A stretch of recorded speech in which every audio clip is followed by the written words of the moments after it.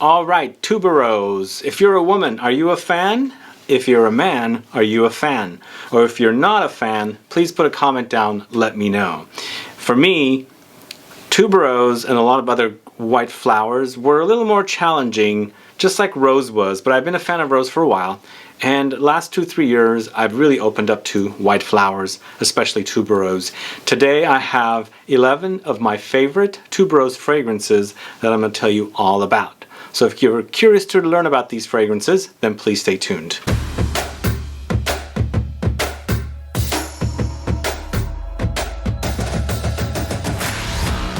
Thanks so much for tuning in. This is Sebastian with Smelling Great Fragrance Reviews. That's right, today I'm talking about Tuberose and fragrances, and it's a white flower that I've come to love, and there's a lot of great fragrances out there featuring this note, and typically the fragrances that feature this note are feminine leaning.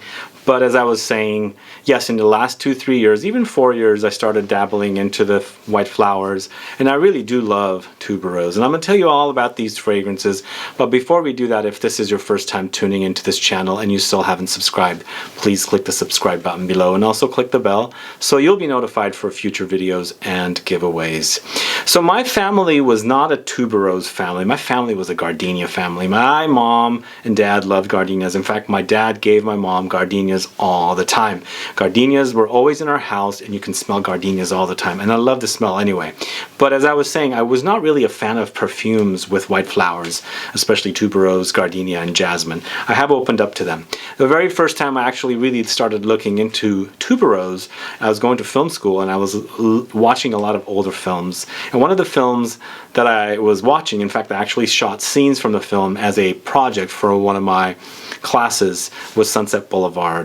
And there, one of the characters, the male character, was talking about how he used to sit close to the silent movie actress and he'd smell her perfume, which is made of tuberose. So I was always intrigued by the idea of tuberose, so I was researching tuberose at that time, and I knew that it would be leaning feminine. And I was actually quite young at that time too, in my very, very early 20s, so I didn't really think of the idea of wearing tuberose or white flowers in fragrances. But now I enjoy them. They're great, great fragrances, and a lot of them can be on the fresher side, because I feel like white flowers can be fresh, and you know, they could get heavy, they could get animalic and all that good stuff. But you know, I feel like the white flowers can be worn pretty much all year round, and then the fresher ones obviously more in the summertime. But some of these white flowers that I'm going to talk to you about have some intense notes that are mixed with it. So even though you're smelling the flowers, you have to think about how you're going to wear them, because something might have leather in it, and the leather could get really heavy and darker. Some might have sandalwood. So you just have to kind of like play around with it. But I think most of these can be certainly worn all year round.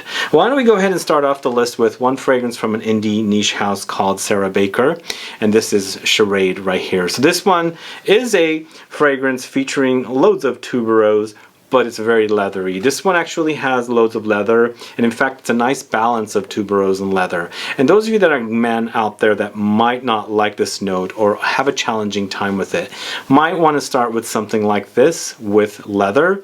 If you like leather, it's a masculine note. It's very, you know, can get animalic. Here you have a slightly animalic leather, and it's nicely blended with tuberose. But along the way, there's some oak moss here, there's some styrax, some sweet kind of like, I think it's related to the benzoin resin family. There's some ylang-ylang, honey, and benzoin in here as well. And it's actually a really, really nice tuberose fragrance to wear. And tuberose, as I said, can get really, really floral and feminine, but I feel like the other notes that are contrasting the tuberose here have really like toned it down and made it kind of like very unisex, I think. The leather really does make, you know, it tones down the floralcy of the tuberose. So this is Charade from Sarah Baker. Check it out. It's a great, it's definitely on the indie-esque side, so it might be a little more challenging. It's not your like traditional over-the-counter department store style fragrances, but it's definitely a great fragrance, one featuring tuberose with leather. Anyway, that's Charade. Check that out. The next one is from another indie niche house. This one is Gallivant, and this is Los Angeles, this one right here. So this one is a very it's inspired by Los Angeles. Los Angeles is on the coast, so what are you going to have with the coast? You have a marine note or aquatic note. As soon as I put my note on it, I can get that smell of the marine, but it's also very fruity with pineapple, and of course the tuberose comes in.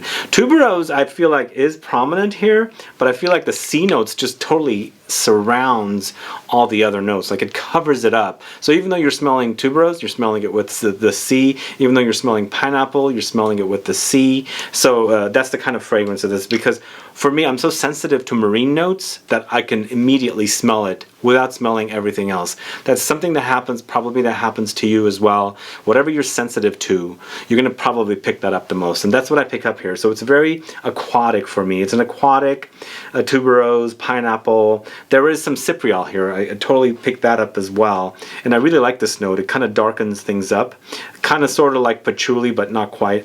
There's musk, there's juniper, narcissus, and they've thrown in some eucalyptus, and we've got a lot of eucalyptus here in California, a lot, and I love this smell. But it's an overall great scent. Again, it's not one that I would say screams tuberose, but the tuberose is there, don't worry. But it's aquatic, fruity, musky, green style of a tuberose from Gallivant. So this is Gallivant Los Angeles. Now this next one is a designer, and I've got a couple of designers here. I'm looking at, yeah, 2 designers. This one actually, I had a tiny little mini that I got as a gift from one of the stores I was buying from, and I loved it so much that I had to end up buying the bigger bottle. So my little one is almost finished, but this was a tester. I found the tester online and I took advantage of it. Now Hermes Twilly de Hermes is a sandalwoody tuberose, and I feel like this is also quite unisex. Everything I've talked to you about here today are very unisex. I feel like all fragrances are pretty unisex, but some can lean feminine than others. But the Twilly de Hermes is, I feel like, is unisex because the tuberose is meshed with the ginger spice and also sandalwood. I feel like the sandalwood and tuberose are almost neck and neck, although the tuberose can scream a little louder than the sandalwood, but in fact I really enjoyed. The sandalwood is kind of on the milky variety, and tuberose can also go slightly milky, so that the two go hand in hand. The ginger adds that the ginger adds that zingy spiciness. There's some sweet orange blossom thrown in here, jasmine, and then some like bitter citruses of bitter orange. This is a winner, definitely a winner. I discovered it quite late, although I had smelled it upon its initial release. I felt it was great, but I never really, decided to jump at it. But this little mini bottle satisfied my craving for it. It was a spray bottle too. I never really get one of these. That's why I think this one deserved it, because I was spraying this on me and I'd wear it and I'd be like, oh, that's great, I think I'm gonna get one. Anyway, Hermes Twilly de Hermes, a great tuberose dominant fragrance. This next one is from the house of L'Artisan Parfumeur. This is Nuit de Tuberose. Nuit de Tuberose was a fragrance featured in my top 20 L'Artisan Parfumeur fragrances video. And this one actually goes into a spicy direction. The spicy direction is a great thing for tuberose, because I find tuberose, very white and floral, but also kind of on the milky side. A lot of white flowers like gardenia, especially magnolia, tuberose and jasmine, they have a milky quality to me. It's not like it's swimming in like milky liquid, but there's a milkiness about them, and I feel like it balances it out with the spices in here. The pink pepper, the cloves, woody notes come in as well. It's a great scent for tuberose lovers, but it's the spicy kind. So it's mostly about tuberose with those spices. Then there are other floral notes in here. There's Ylang-Ylang thrown in there, and a little bit of Angelica. And Angelica is really amazing note. One I enjoy a lot in a fragrance from the house of Guerlain called Angelique Noir. But this one is a great solid release from this house. It's not one of the ones that a lot of people talk about, but if you're a tuberose lover, you gotta check it out. So this is L'Artisan Parfumeur Nuit de Tuberose, and it's a great solid release. Now this next one I had reviewed from the house of Jeroboam. This is HAUTO, this one right here. So HAUTO is a musky tuberose, but I've had this argument with one of my guests. If you've been watching me, you probably know who I'm talking about. I get soapy clean tuberose here with a slight fruity undertone because this one has tuberose, musk, pineapple, bergamot, some spicy notes, and rose.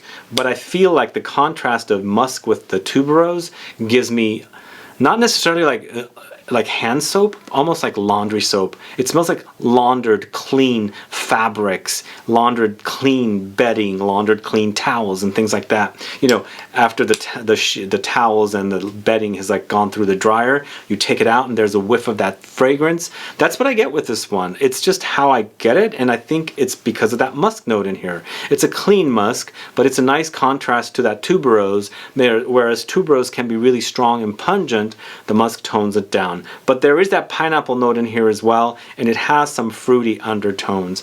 So throw in some spicy notes, a little bit of bergamot, and very, very light hints of rose, and you have a winner here. Jeroboam fragrances are pretty long-lasting, so a little goes a long way. That's why they also sell them in tiny little bottles, and they're extrait de parfum concentrations because those are the ones that last a long time. Anyway, HAUTO is a great tuberose fragrance from the house of Jeroboam. So this next one is from the house of by Kilian, and this is Good Girl Gone Bad Extreme, this one right here. So this was kind of a fragrance I decided to wear because of the fact that there's a milk note in here. It's got very milky quality, and we're speaking about milk here, milkiness of tuberose and white flowers, but this one actually has milk. So it complements the tuberose very nicely because you go into this kind of like slightly runny, flowy kind of a milky milkiness with the tuberose. So that's there. That's the basic prominent notes here for this fragrance, the milk and the tuberose. But then there's osmanthus. When you put your nose to it, you can pick up that osmanthus, and osmanthus to me is very fruity. You get stone fruits, peaches, not plums, but apricots, nectarines, those kind of smells in here. And there's also a tea-like quality. So osmanthus is drank as a tea in China, I believe, and you do get the fruity tea-like quality here. But in addition to the tuberose and the osmanthus and the milk, there is some jasmine thrown in, so that it does have a jasmine-like quality. There's some woody notes and there's some ambery touches with a little bit of narcissus.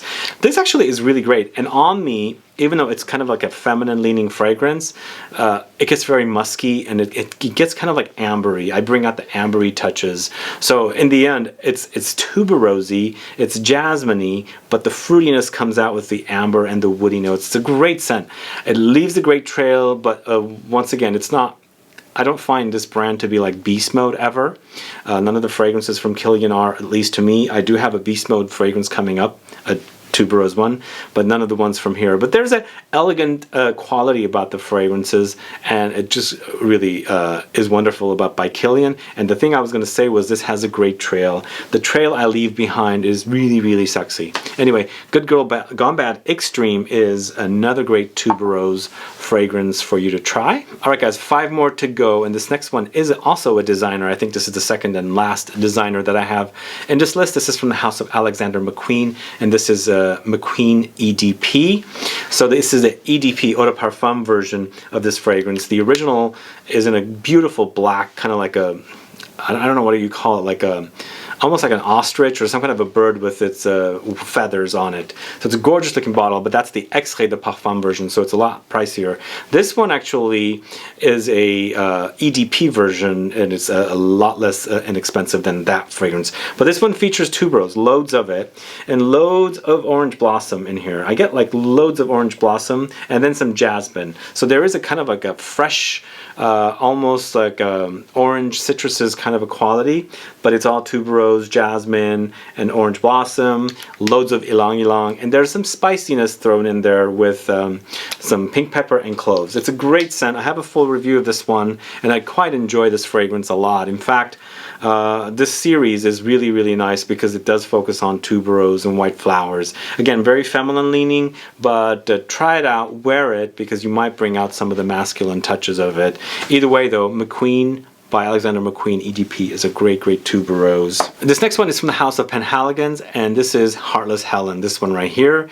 And this again is from the house of Penhaligons and their Portraits collection fragrances, and the bottles are really gorgeous, as you can see. And this one focuses on the Rooster and Heartless Helen, but it does focus on tuberose. It's a major dose of tuberose, and I feel like the tuberose here is a greenish tuberose, not necessarily very mature, so the smell is kind of like a fresher and not like a bloom or blossomed and warm and intense. Like, you know, sometimes when flowers are kind of closed, they're not really fully bloomed, you can't smell it as strong. That's kind of what I get with this one, because it's got lots of tuberose, but it's greenish quality, not so milky yet, but they're also nicely contrasted with Mandarin. There's loads of Mandarin here, so there's a citrusy touch, and of course it settles to a woody, kind of almost like cedar slash a sandalwood kind of a base.